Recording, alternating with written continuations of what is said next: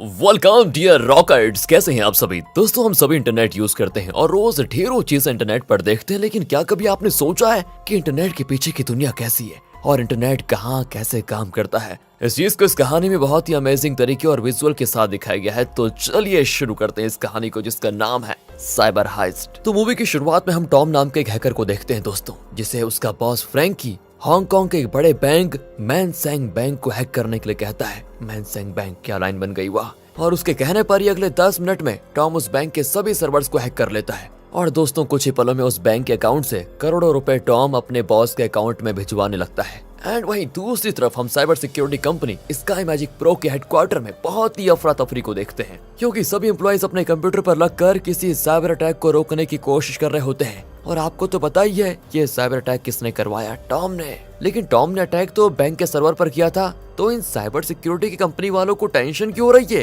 दोस्तों। इसका रीजन यह है कि स्काई मैजिक प्रो कंपनी बड़े बड़े बैंक की साइबर सिक्योरिटी हैंडल करती है, और ये उन्हीं का काम है कि वो इन पर हो रहे साइबर अटैक को रोके। जहां पर मैनसेंग बैंक दोस्तों इनका ऐसा ही एक खास क्लाइंट है, जहां इनको इस सिक्योरिटी को देखना होता है। और इस वक्त सभी मैनसेंग बैंक पर हो रहे साइबर अटैक को रोकने की कोशिश कर रहे होते हैं। लेकिन दोस्तों उसी दौरान हम ये भी देख पाते हैं कि ये सभी इसमें बुरी तरह फेल हो रहे हैं। कोई भी टॉम के कोड्स को ब्रेक नहीं कर पा रहा होता है, जिससे टॉम बैंक के सर्वर को काफी लंबे समय से हैक करके रखता है। पर तभी हमें ये भी पता चलता है कि फ्रैंकी, जिसने टॉम को ये सब कुछ करने को कहा है, वही दोस्तों इस साइबर सिक्योरिटी कंपनी में सीनियर भी है, और वही इस बैंक के सर्वर पर अटैक करवा रहा है। बताओ यार। हालांकि टॉम इस कंपनी में काम नहीं करता। अब चीजों को अपने हाथ से निकलता देखकर उस कंपनी का एक एम्प्लॉय जेसन केविन को कॉल करता है, जो कि दोस्तों इस कंपनी का एक दूसरा एम्प्लॉय है। अब उसी दौरान हमें इनकी बातों से पता चलता है कि केविन की एक बेटी है बोबी, और दोस्तों हाल ही में उसका हार्ट सर्जरी हुआ है, जिस वजह से केविन काम से दूर था और इस वक्त वो अपनी बेटी के स्कूल में एडमिशन करवा रहा है, क्योंकि बीमारी के चलते बोबी पिछले 3 साल से स्कूल नहीं गई थी। लेकिन तब भी जैसे केविन को कंपनी से कॉल आता है, वो बिना देरी किए अगले ही पल वहां पर पहुंच जाता है। केविन वहां पर देखता है कि सभी मिलकर उस साइबर अटैक को रोकने की कोशिश कर रहे हैं, लेकिन तब भी कोई कुछ नहीं कर पा रहा होता है, क्योंकि ऑलरेडी हैकर ने सर्वर को पूरी तरह अपने कंट्रोल में कर लिया था। जिससे केविन को भी समझ में आ जाता है कि अगर वो भी कुछ ऐसा ही करेगा तब भी वो हैकर को रोक नहीं पाएगा।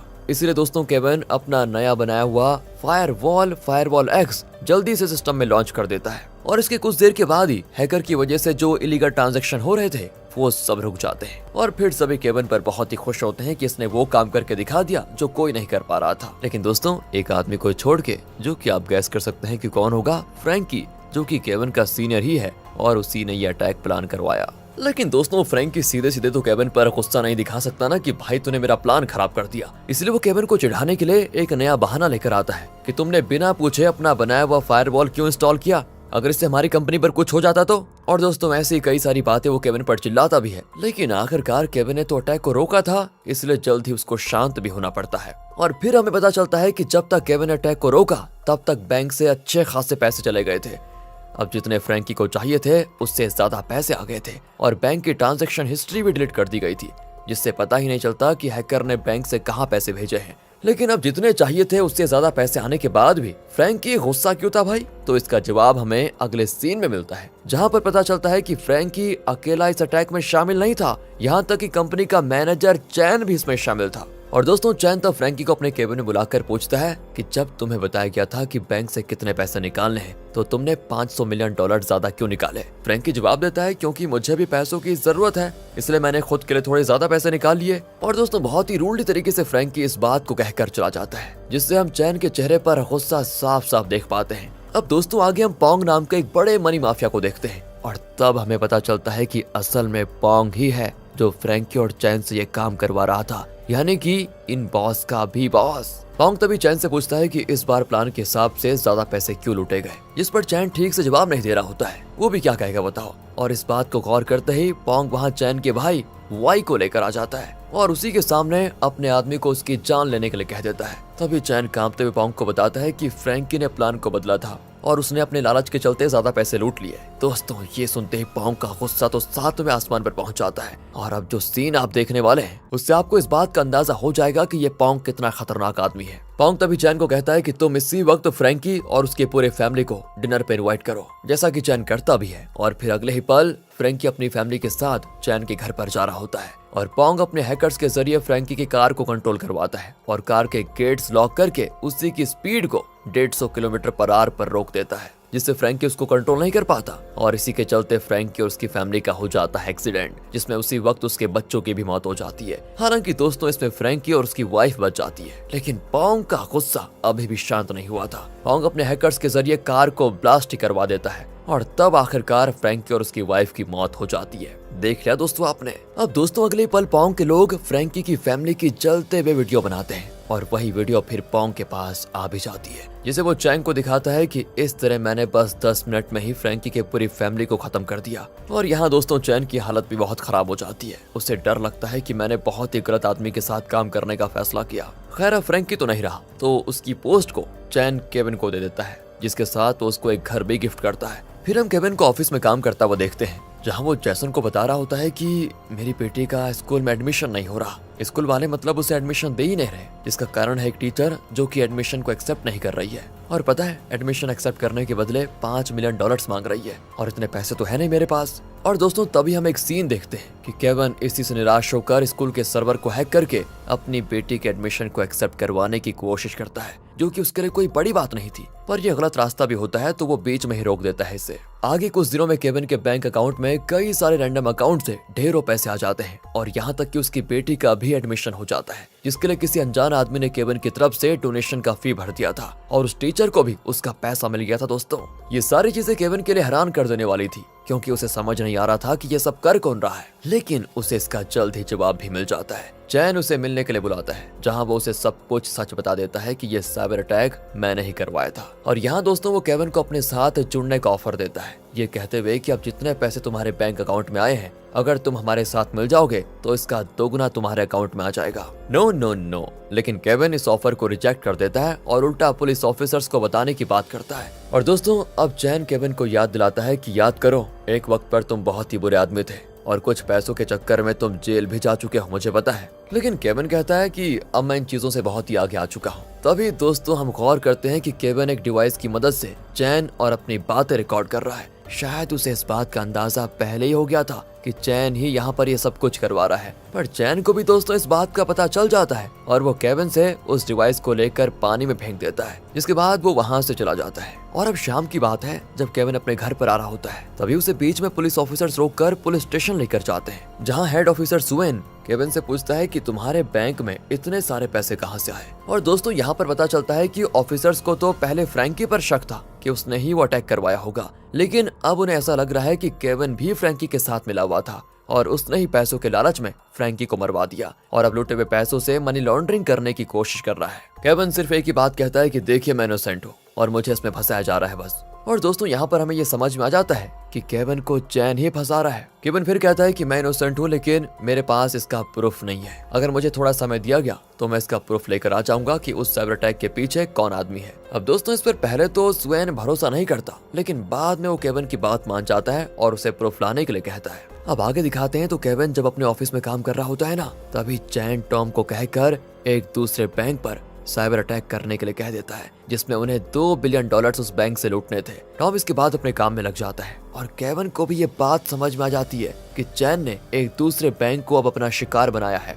इसलिए वो जल्दी से ऑफिसर सुएन को ये बात बता देता है और साइबर अटैक को रोकने की पूरी कोशिश करता है। इस बार दोस्तों केविन को पहले से ये अटैक का आइडिया था और पिछली बार के अटैक से सीखकर उसने फायरवॉल एक्स का अपग्रेडेड वर्जन बनाया था, जो कि था वायरस एक्स, जो कि उसका सिक्योरिटी AI होता है। और दोस्तों इसकी हेल्प से केविन इस अटैक को काफी हद तक रोक भी लेता है और साथ ही साथ जहां से ट्रांजैक्शन होने वाला था और जहां जाने वाला था, इन सब की इन्फॉर्मेशन वो उसे मिल जाती है। यानी कि अब उसके पास चैन के खिलाफ एक सॉलिड प्रूफ हो जाता है। केविन फिर प्रूफ के साथ पुलिस स्टेशन की तरफ भागता है, जहां बीच में उसे चैन के लोग पकड़ने भी आते हैं, लेकिन किसी तरह मरते मरते मार खाते हुए वो पुलिस स्टेशन सेफली पहुंच जाता है। लेकिन जैसे ही वो उस प्रूफ को ऑफिसर को देता है, उससे पहले उसकी वाइफ वहां पर आ जाती है दोस्तों और बताती है कि हमारी बेटी बोवी को किसी ने किडनैप कर लिया है। और साथ ही दोस्तों उसे मैसेज आया होता है कि तुम्हारे पति के पास जो प्रूफ है उसे हमें दे दो और तुम्हारी बेटी को बचा लो। और अब ना चाहते हुए भी केविन को प्रूफ ऑफिसर को ना देकर वापस ऑफिस में जाके चैन को देना पड़ता है। वहीं चैन उसे फिर से सिस्टम रिस्टोर करने के लिए कहता है। जिससे दोस्तों चैन का इलीगल ट्रांजैक्शन बंद हो गया था ताकि वो वापस काम करने लग जाए। केविन को फिर उसकी ये बात माननी पड़ जाती है और वो अपने ही सिस्टम को ब्रेक करने में लग जाता है, जिस दौरान वो बड़ी चालाकी से अपनी बेटी की लोकेशन का पता भी लगा लेता है क्योंकि बॉबी के हाथों पर एक ट्रैकिंग वॉच होती है। केविन फिर ये लोकेशन अपनी वाइफ स्टेसी को भेजता है और फिर स्टेसी बॉबी तक पहुंच जाती है, उसे बचा भी लेती है। लेकिन तभी वहां पर ऑफिसर्स आ जाते हैं दोस्तों, जो बॉबी को हॉस्पिटल लेकर जाते हैं क्योंकि जब से उसे किडनैप करके रखा गया था उसकी हेल्थ कंडीशन खराब हो गई थी। लेकिन यहाँ पर ये ऑफिसर्स स्टेसी को भी अरेस्ट कर लेते हैं। ऐसा इसीलिए क्योंकि उन्हें इस बात का पता चल जाता है कि केविन के पास साइबर अटैक किसने करवाया उसका प्रूफ था, लेकिन उसने वो प्रूफ ऑफिसर्स को नहीं दिया, उसने वो डील तोड़ दी। मतलब इसी वजह से केविन को फरार घोषित कर दिया जाता है और इसी वजह से स्टेसी को भी अरेस्ट कर लेते हैं ये लोग। तो जैसे केविन को ये बात पता चलती है तो वो स्टेसी को बचाने इनके पास आ जाता है। हालांकि दोस्तों जब केविन को पता चलता है कि प्रूफ की वजह से ही इन्होंने मेरी बीवी स्टेसी को पकड़ा और मेरे पीछे भी वारंट लगा दिया, तो वो इस बात के लिए बहुत ही दुखी होता है क्योंकि अब उसके पास प्रूफ नहीं है। उसे चैन के खिलाफ फिर से प्रूफ इकट्ठा करने पड़ेंगे, जिसके लिए वो अपने एक फ्रेंड माइक की भी मदद ले रहा होता है। अब जो केविन के पास ट्रांजैक्शन वाला प्रूफ था वो तो चैन ने ले लिया था, इसलिए नए प्रूफ के लिए वो चैन के फोन को हैक करता है दोस्तों, और वहां से वो उसके कुछ सीक्रेट ऐप्स में घुसने की कोशिश करता है। जिस दौरान उसको आईडी पासवर्ड पूछे जाते हैं तो उसके पास नहीं होता, इसीलिए वो ऐप के सर्वर को हैक करके उसमें चैन का आईडी पासवर्ड ढूंढने लगता है। और तभी दोस्तों उसे बहुत ही शॉकिंग चीज पता चलती है कि चैन ने अपने बहुत सारे अकाउंट बना के रखे हुए हैं और यहाँ तक कि रियल लाइफ में भी उसके पास ढेरों पासपोर्ट्स हैं। मतलब वो अपने मल्टीपल फेक आइडेंटिटीज बना कर रखता है। केविन फिर एक एक करके सभी आईडी और पासवर्ड्स को ट्राई करता है, जिसमें काफी देर भी हो जाती है और फिर जाकर एक आईडी और पासवर्ड मैच होता है, जिसमें उसे लॉगिन के बाद पता चलता है कि चैन ने पहले ही सभी डेटास को इरेज कर दिया है। यानी कि दोस्तों अब ये तरीका भी फेल हो गया। तभी केविन को चैन के कुछ पर्सनल मैसेजेस से पता चलता है कि चैन मनी माफिया पोंग के लिए काम करता है, इसलिए केविन पोंग को ट्रैक करने लग जाता है। जिस दौरान वो उसके कार के सीसीटीवी कैमरा को हैक कर लेता है एंड इस वक्त उसे पोंग एक गोल्फ कोर्ट में दिखाई देता है और तभी वहाँ पर चैन भी आ जाता है। अब ये केविन का नसीब था या चैन की बदनसीबी, क्योंकि अब तक चैन के खिलाफ कोई प्रूफ नहीं मिला था और पुलिस ये जानते हुए भी कि इसमें चैन इन्वॉल्व है वो उसे पकड़ नहीं सकती थी क्योंकि उनके पास प्रूफ नहीं थे। पर दोस्तों इस वक्त चैन तो खुद ही अपने पैर पर कुल्हाड़ी मारने आ जाता है। चैन पोंग को मारने आया होता है क्योंकि पोंग ने जो उसके भाई वाई के साथ किया ना, उसका वो बदला लेना चाहता है। इसी गुस्से में चैन आकर पोंग और उसके गार्ड को शूट करके मार डालता है दोस्तों। एंड उसी वक्त केविन ने पोंग की कार का कैमरा रिकॉर्ड कर लिया होता है, जिस वजह से ये सारी चीजें कैमरे में रिकॉर्ड हो जाती है क्योंकि चैन ने कार के सामने ही उन दोनों को मारा होता है। तो इस तरह केविन के पास चैन के खिलाफ प्रूफ आ जाते हैं और वो अगले सेकंड को इस प्रूफ को और चैन की लाइव लोकेशन को पुलिस ऑफिसर्स को भेज देता है। इसके बाद फाइनली पुलिस ऑफिसर्स चैन को पकड़ने निकल जाते हैं। हालांकि दोस्तों चैन बहुत ही चालाक होता है, उसे जल्द ही ये चीज पता भी चल जाती है कि उसके फोन से उसे ट्रैक किया जा रहा है, इसलिए वो बीच रास्ते में ही अपने फोन को फेंक देता है। इसके बाद केविन फिर से डेड एंड पर आ जाता है कि अब कैसे चैन को पकड़ा जाए, जहाँ केविन बहुत ही फ्रस्ट्रेट हो जाता है और उसे समझ नहीं आ रहा था कि चैन इस वक्त कहाँ होगा। तभी अचानक से केविन को याद आता है कि उसने चैन के केबिन में एक मेडिसिन की बॉक्स देखी थी और ये वही की वही सेम मेडिसिन है जो कि वो अपनी बेटी बॉबी के लिए लाता है। यानी कि चैन भी उसी कंपनी से मेडिसिन लेता है जहाँ से केविन लेता है। तो वो जल्दी से उस कंपनी के सर्वर को हैक करता है और वहाँ पर चेक करता है कि चैन किस जगह पर इस मेडिसिन की डिलीवरी मंगवाता है, जहाँ दोस्तों उसको एक पुरानी बिल्डिंग का एड्रेस मिलता है जो कि वही जगह है जहाँ चैन अपने भाई वाई को रखा हुआ है। असल में दोस्तों वो मरा नहीं है, उसकी हालत बहुत ही खराब हो गई है। केविन फिर इस एड्रेस को ऑफिसर्स को दे देता है और खुद भी वहाँ पहुँच जाता है, जहाँ उसे चैन दिखाई पड़ता है और वहाँ उसका भाई वाई भी होता है जिसकी हालत बहुत ही खराब है। लेकिन दोस्तों यहाँ चैन केविन को शूट करने की भी कोशिश करता है और दोनों में झपट भी हो जाती है, जिसमें गलती से वाई को गोली लग जाती है और वो वहीं पर मर जाता है। अब इससे तो मानो चैन का गुस्सा 7वें आसमान पर होता है। वो केविन को जान से मारने की कोशिश करता है, पर सही समय पर वहाँ पर ऑफिसर्स आ जाते हैं और फाइनली चैन को पकड़ लिया जाता है। इसके साथ ही चैन का चैप्टर क्लोज। और कहानी के एंडिंग में हम फिर से केविन को बॉबी को कोडिंग सिखाते हुए देखते हैं, जहाँ पर हम देख पाते हैं कि अब वो भी केविन की तरह इंटरनेट की दुनिया में जा रही है। और इसी के साथ दोस्तों ये मूवी यहाँ पर खत्म हो जाती है। बाकी अगर आपको वीडियो अच्छी लगी हो, स्टोरी अच्छी लगी हो, एक्सप्लेनेशन अच्छा लगा हो तो लाइक कीजिए और चैनल को सब्सक्राइब। मिलते हैं आपसे अगली वीडियो में, ध्यान रखिएगा अपना and finally thanks for watching.